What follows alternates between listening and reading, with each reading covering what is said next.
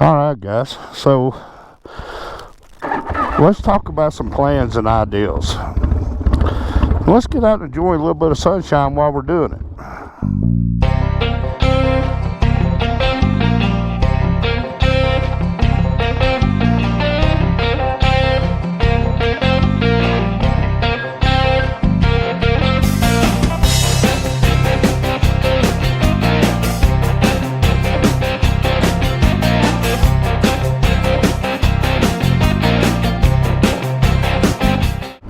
Alright guys, welcome back to this episode of Rolling with T-Bone, as we are rolling down the road on the Springer. If you're new here, welcome in, make yourself at home. My name's T-Bone. I shoot motorcycle related content, and, well, really any kind of content. If you're old here, welcome back. You know what's going on as we roll down the road at half the speed we need. Oh, just kind of talking about an upcoming series I'm getting ready to do, and kind of give y'all an update on R1. R1 is doing great. She's hanging in there with the radiation treatments. I don't know when I'm going to put this video out. I think I've got this coming Monday's video already set to go out, but she will probably be a little over halfway done with her treatments by the time you guys see this video, maybe even a little further. So what are we talking about today, guys? As I jet out on the old Springer, I want to talk to y'all about a upcoming ideal, a series that is going to be well within my reach to do. As many of you know who are in the motorcycle world, or you may be in the motorcycle world and not know it, but Harley-Davidson has stopped producing one of the most iconic motorcycles in the motorcycle world, the Evolution Sportster. Of course, the Evo Sportster was in production from 1986 up until now, 2023. I believe it was this year. It might have been 2022, but I think it was 2023. I'll get more dialed in as we start the series. That the air-cooled Evo Sportster is no more. The new Sportster S platform has arrived, and Harley-Davidson's planning on taking all their lines into the future, all different kind of graphics and displays and, you know, bells and whistles and things that modern day riders probably won't. Younger riders today want Bluetooth, and they want all the things that they need to basically be as comfortable on their motorcycle as they are in their car. They want heated grips and heads-up display. I mean, there's a lot of new stuff, and certainly Harley-Davidson is one of those companies that will change with the times. They're not going to stay stuck in a rut for long if they've ever been in a real rut. The Evo Sportster is no more. So what I'm going to do, guys, that it'll take place over several episodes of Rolling with T-Bone, and once I start it, it'll be something that I devote my time to. I plan on talking about the impact of the Evo Sportster, and most people just say, well, it's a Sportster. Well, they're a lot more than that. They're way more than just a Sportster. The Evo Sportster, 86, 30 plus years, 36, 37 years in production. And of course, the Sportster is the oldest motorcycle line that Harley-Davidson offers. The Sportster went into production in 1957 and has never went out of production. You know, it's just one of those very versatile heirloom motorcycles. I've heard a lot of people refer to the Sportster as an heirloom bike. I see no reason to dispute that. So with that knowledge, I mean, you know, the Evo Sportster's been around for a while. I mean, this is a motorcycle that pretty well much did flawlessly. The Evo Sporties were pretty well much bulletproof. From 1986 to 1991, there wasn't really no major changes in them until they started running the 5-speed transmission in 1991 in the Evo Sporty, doing away with the old 4-speed transmission. And then pretty well much, guys, up until 2006, they never touched the Sporty platform again because it worked. I mean, for 1991 to 2006, so over a decade, the platform worked. The Sportster worked. Of course, the Evo Sporty came along and it was offered in a couple of different versions at the time. You had the 883, the 1100, and the 1200. Then it just kind of went from the 883 to the 1200. But we'll get into that through the series. But I'm very excited about shooting this series, guys. Sportsters, as you know, if you've been on my channel, follow me for a while, I got a special place in my heart for Sportsters. I've actually shot 3 or 4 different videos on Sportsters. And well, let me go back. In 2006, they switched over to electronic fuel injection. So that was what I was trying to get to earlier. But anyway, you know, Sportsters are one of those kind of bikes that they're so versatile in the motorcycle world. Slightly custom to full-on bobbers and choppers. I like them stock. I think they make a good-looking bike, slightly customized, change out the bars. And that's another thing about the Sportster. Is the Sportster is so entrenched into the motorcycle culture that although the 883 that they rolled out as the last air-cooled Evo don't mean anything, trust me. Evo Sportsters are not going anywhere because there's so many of them out there. Now what will happen over time, and it may not even happen in my lifetime, but in time, they'll get harder and harder to find because people who will latch on to them will keep them. That's kind of always been the thing about a Sportster is, you know, a lot of people would buy the 883 or, you know, some even the 1200, and they would use that as their first bike, and they would ride that as their first bike. And after they felt comfortable that they were good on 2 wheels, then their Sportster would go away and they'd move up to some kind of big twin. There's a few out there who held on to their Sportsters over the years. But man, I mean, honestly, when you think about the Harley Davidson Sportster, I mean, I've seen those things as radical choppers, bobbers. I mean, it's such a versatile motorcycle. And there's a company out there called TC Brothers, or TC Bros. TC Bros, basically you can go to TC Bros website and build a Evo Sportster from scratch. They got everything you want for an Evo Sportster. I don't know if they sell frames or not, I'd have to look, but I know everything to go on a frame to build a Sportster, you can build it straight out of TC Bros, which will continue to keep them in production because people will just, you know, once they get to a point to where they can't find them, they'll just build their own. So what does that mean as far as what will happen to the Sportster? I don't think that the Sportster will actually go anywhere. Because I mean, you think about from 1986 all the way till now, there was a lot of motorcycles built in that amount of time, guys.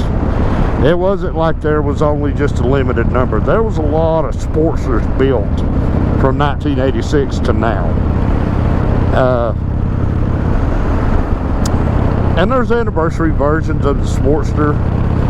Of course, the 100-year anniversary, everything got to be called an anniversary. Even bikes that had only been around for about 12 years, like the Fat Boy, it became an anniversary bike. I have that bike. So the Sportster, I think, in culture, will always hold a special place.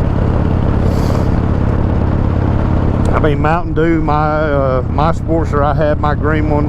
There's pictures of it if you want to go check my page out. I rode the wheels off Mountain Dew, and I traded Mountain Dew up for the Midnight Express, the Tour Glide. I traded for that. You know, those old bikes just hold a special place in my heart because they're fun bikes. I mean, they're back road bikes, they're sport bikes, they're set up higher so you can get out on the back roads and you can cruise, have fun. You know, they were built to be what they were, and that was sport bikes. Now, of course, we have a different take on what a sport bike is today. You know, everybody thinks a sport bike today is a crotch rocket, which it is. That's what they're classified as. But the Sportster in 1957 was pretty well much introduced to the world as a Dominator. And, you know, going back all the way to 1957, did Harley Davidson know what they were building? Was they aware that they were going to build an icon? Probably not. But the culture, the motorcycle culture, is what built the Sportster up into the legend and the icon that it became, because they were desirable. People wanted them. You could punch out the 1200 and put a kid in it and make that thing a monster. You could punch out the 883 and put a 1205 kit in it, and most of those 883s with 1205 kits in them will outrun a regular factory 1200 Sportster. So they became desirable. But that's kind of where the thing is at with me right now, guys. You know, I want to get through everything going on with R1, but I won't be riding as much shooting this series, this Sportster series, because I'll be busy. Because what I'm going to try to do is I'm going to be talking to mechanics, I'm going to be talking to Sportster owners, you know, kind of getting everybody's ideal. So the other day on Facebook, I put out a call for looking for Evo Sportster owners. So if you want an Evo Sporty and you'd like to get in on this series that I'm working on, I've got several lined up, but I don't think there could ever be too many. But you know, I plan on making this a very cool series, I hope. So that's kind of where I'm at with it, guys. I hope everybody had a great holiday. Thanksgiving, of course, Christmas will be coming along before you know it. And I'm ready for spring. I'll be honest with you, I'm kind of done with the cold weather. Usually after Halloween, I'm ready to go back to spring. But we got to deal with winter. Winter's here. I mean, we're having some nice weather right now, but this is North Georgia. If you don't like the weather, just wait about 30 minutes and it'll change. But yeah, guys, that's kind of what's going on. I just want to make sure everything's all right with R1, get her finished up with all of her appointments that she's got, and you know, make sure she's cool and cancer free and her health is up good. And then, you know, I've got big projects that I've got to be working on around my house, so I'm going to try to keep up after the Sportster series is over with. I'm going to try to keep up with my regular moto vlogging, but I'm just going to be honest with you guys. I've got a lot of things facing me over the next little while here, and I'm just going to have to take it as it comes. Unfortunately, I have to adult, because not everything can be about riding motorcycles and shooting video. I wish that was my job, but it's not my job, and you know, I just don't have time to be doing it all the time like I would like to. But you know, I'll get it in as I can fit it in. So, but let me know, guys, what do y'all think about the Sportster series ideal? Like I said, it's something that I'm actually looking forward to doing.